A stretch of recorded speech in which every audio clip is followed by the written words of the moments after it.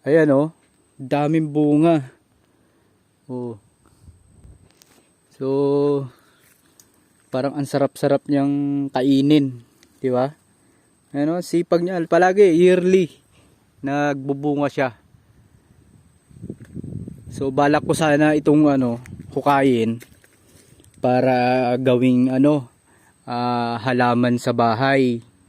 Kasi pag tinitignan siya, napakarami niyang bunga, napakaganda. Kaso, nagdadalawang isip ako baka hindi ko rin siya mabuhay.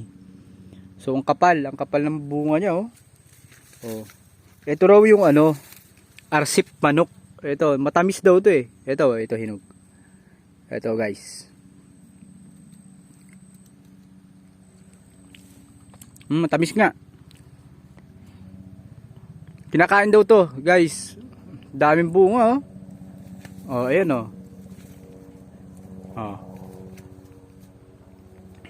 So, balak ko sana na kunin yung puno niya at itanim at gawing halaman sa bahay, sa loob ng bahay.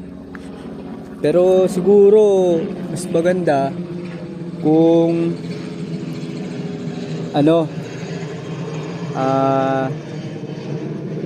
dumami pa siya, yung tutubo pa yung marami, kasi sayang naman, mahirap buhayin siguro to.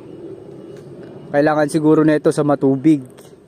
Pero imagine kung meron kang ganitong kaganda na halaman sa loob ng bahay mo na nagbubunga, edi syempre lalagyan mo rin siya ng abono, pinapatabaan.